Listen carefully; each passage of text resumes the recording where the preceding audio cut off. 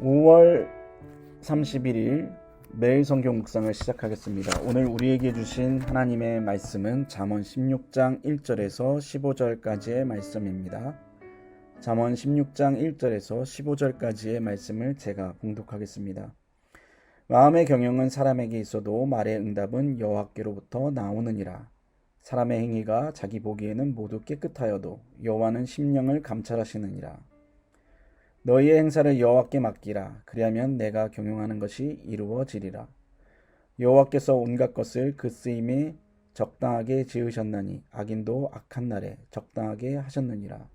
물은 마음이 교만한 자를 여호와께서 미워하시나니 피차 손을 잡을지라도 벌을 면하지 못하리라. 인자와 진리로 인하여 죄악이 속하게 되고 여호와를 경외함으로 말미암아 악에서 떠나게 되느니라. 사람의 행위가 여호와를 기쁘시게 하면 그 사람의 원수라도 그와 더불어 화목하게 하시느니라. 적은 소득이 공의를 겸하면 많은 소득이 불의를 겸한 것보다 나으니라. 사람이 마음으로 자기의 길을 계획할지라도 그의 걸음을 인도하시는 이는 여호와시니라. 하나님의 말씀이 왕의 입술에 있은즉 재판할 때에 그의 입이 그르치지 아니하리라. 공평한 저울과 접시 저울은 여호와의 것이요 주머니 속의 저울추도 다 그가 지으신 것이니라. 악을 행하는 것은 왕들이 미워할 바니 이는 그 보좌가 공의로 말미암아 굳게 섬이니라. 의로운 입술은 왕들이 기뻐하는 것이요 정직하게 말하는 자는 그들의 사랑을 입느니라. 왕의 진노는 죽음의 사자들과 같아도 지혜로운 사람은 그것을 쉬게 하리라. 왕의 희색은 생명을 뜻하나니 그의 은택이 늦은 비를 내리는 구름과 같으니라. 아멘. 여러분 혹시 윌리엄 캐리라는 이름을 들어보신 적이 있으신가요? 윌리엄 캐리는 영국의 목회자이자 현대 선교의 아버지라고 불리는 그런 분입니다. 이 윌리엄 캐리가 처음 인도 선교에 나선다고 했을 때 당시 많은 동료 목회자들이 윌리엄 캐리가 쓸데없는 짓을 한다고 비판을 했습니다. 왜냐하면 당시 사람들은 구원받을 사람과 받지 못할 사람이 이미 정해져 있다고 믿었기 때문입니다. 이렇게 천국 갈 사람과 지옥 갈 사람이 이미 정해져 있다는 교리를 예정론이라고 부릅니다. 예정론은 칼빈주의 5대 강령에서 나온 교리입니다. 칼빈이 세상을 떠난 후에 그의 제자들이 칼빈의 신학 사상을 바탕으로 교리를 정리했는데 그것이 바로 칼빈주의 5대 강령입니다. 칼빈주의 5대 강령의 구성은 이렇습니다. 모든 인간은 타락했다는 전적 타락 교리, 그 타락한 인간 중에 속죄할 사람을 하나님이 자신의 기쁘신 뜻에 따라 선택했다는 무조건적 선택 교리, 속죄는 하나님이 구원하시기로 선택한 사람들에게만 제한되어 있다는 제한적 속죄 교리, 그리고 이렇게 선택받고 속죄받은 사람은 하나님의 은혜를 거부할 수 없다는 저항할 수 없는 은혜 교리, 그리고 이렇게 선택받고 은혜 받은 성도들을 끝까지 구원으로 이끈다는 성도의 견인 등 이렇게 5개의 교리로 구성되어 있습니다. 이 교리를 바탕으로 예정론 교리가 등장한 것입니다. 그러나 우리가 생각하는 것처럼 예정론이 칼빈 신학의 핵심은 아닙니다. 칼빈 신학은 예정론 그 이상을 다루고 있습니다. 그것이 바로 하나님의 절대주권 사상입니다. 하나님의 절대주권은 이 세상의 모든 일이 모두 하나님의 통치 아래 있다는 사상입니다. 오늘 본문 1절에서 4절은 이 하나님의 절대주권이 구체적으로 어디까지 미치는지를 잘 보여주고 있습니다. 오늘 본문 1절에서 4절까지를 읽어보겠습니다. 마음의 경영은 사람에게 있어도 말의 응답은 여호와께로부터 나오느니라. 사람의 행위가 자기 보기에는 모두 깨끗하여도 여호와는 심령을 감찰하시느니라. 너의 행사를 여호와께 맡기라. 그리하면 내가 경영하는 것이 이루어지리라. 여호와께서 온갖 것을 그 쓰임에 적당하게 지으셨나니 악인도 악한 날에 적당하게 하셨느니라. 오늘 본문에 따르면 하나님은 사람의 마음과 행위 그리고 뜻하는 바뿐만 아니라 세상의 악까지도 통치하고 계시다고 말씀하고 있습니다. 즉 하나님의 통치 영역은 미치지 않는 것이 없고 모든 것이 하나님의 뜻에 따라 성취된다는 것입니다. 그렇기 때문에 우리는 항상 계획하고 뜻하는 바가 하나님의 뜻과 맞는지를 지속적으로 기도해야 합니다. 그러나 많은 이들이 반대로 하나님의 뜻에 자신의 뜻을 맞추는 것이 아니라 하나님이 자신의 뜻에 맞춰주기를 원합니다. 즉 하나님이 자신의 편이 되기를 원하는 것입니다. 하지만 하나님은 그 누구의 편도 들어주지 않습니다. 이스라엘 백성들이 요단강을 건너 가나안 땅에 들어가 여리고에 가까이 이르렀을 때 여호와의 군대 대장이 이스라엘 군대를 가로막아 섰습니다.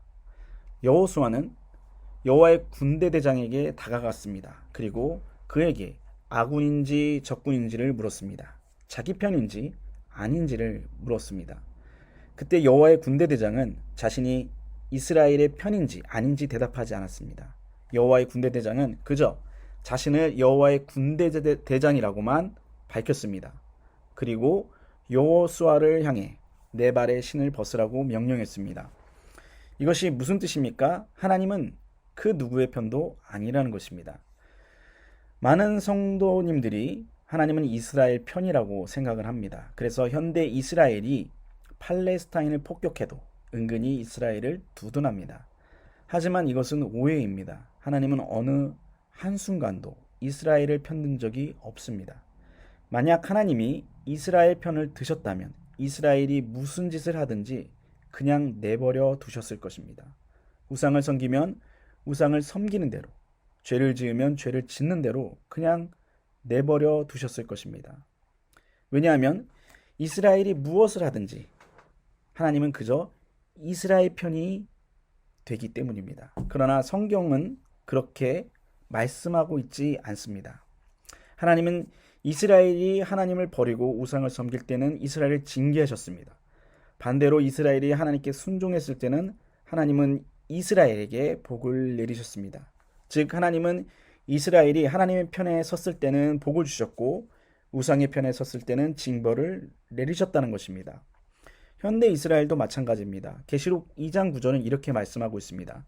내가 내 환난과 궁핍을 알거니와 실상은 내가 부요한 자니라. 자칭 유대인이라 하는 자들의 비방도 알거니와 실상은 유대인이 아니요 사탄의 회당이라. 계시록 2장 9절은 주님께서 서머낙 교회에게 보낸 편지 내용입니다. 당시 서머낙 교회는 여러 가지 환난과 어려움 가운데 있었습니다. 그 중에 주된 어려움이 바로 유대인들의 핍박이었습니다. 유대인들이 예수 믿는 그리스도인들을 온갖 중상모략을 동원해서 핍박했던 것입니다. 주님은 이렇게 교회를 핍박하는 유대인들을 향해 하나님의 선택받은 백성이 아니라 사탄의 회당이라고 말씀하고 있습니다. 여러분, 현대 이스라엘을 보시기 바랍니다. 그들이 교회를 위하고 있습니까? 아닙니다. 그들은 아직도 예수님을 믿지 않고 있습니다. 요한계시록의 관점에서 보면 그들은 하나님의 백성이 아닌 것입니다. 그렇기 때문에 현대 이스라엘을 두둔할 필요가 전혀 없는 것입니다.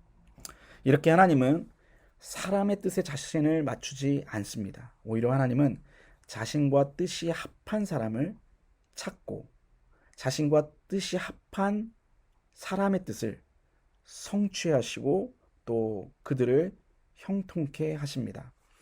그렇기 때문에 우리는 우리의 뜻을 하나님께 맞출 수 있도록 늘 말씀에 관심을 갖고 또 기도하며 나아가는 그러한 삶을 살아야 합니다. 사랑하는 성도 여러분, 여러분은 어떻습니까? 하나님의 뜻이 여러분의 뜻입니까? 아니면 하나님께 여러분의 뜻을 관철시키려고 애쓰고 있습니까? 우리는 하나님의 뜻이 우리의 뜻이 되도록 기도해야 합니다. 그리고 말씀에 관심을 둬야 됩니다. 그럴 때 우리의 마음의 경영이 이루어지고 우리의 행사가 형통케 되고 악인마저도 궁극적으로 하나님의 섭리 가운데 우리의 도구가 되는 역사가 일어날 것입니다. 기도하겠습니다. 하나님 아버지, 이렇게 새벽을 깨워주시고 말씀 앞으로 나올 수 있도록 인도해 주심에 감사합니다. 하나님, 귀한 하루가 시작되었습니다. 오늘도 우리가 가는 곳마다 복되게 해주시고 우리가 있는 곳에서 주님의 귀한 은혜를 나타내는 삶을 살게 해 주시옵소서. 특별히 우리의 삶이 하나님의 뜻에 합한 삶이 될 수 있도록 인도해 주시길 원합니다. 그리하여 이 땅에서 하나님의 뜻을 이루며 사는 우리 모두가 되도록 도와주시옵소서. 예수님의 이름으로 기도합니다. 아멘. 주기도문으로 매일 성경 묵상을 마치도록 하겠습니다. 하늘에 계신 우리 아버지, 아버지의 이름을 거룩하게 하시며 아버지의 나라가 오게 하시며 아버지의 뜻이 하늘에서와 같이 땅에서도 이루어지게 하소서.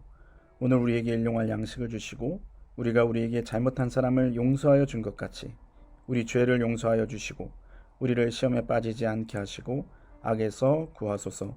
나라와 권능과 영광이 영원히 아버지의 것입니다. 아멘.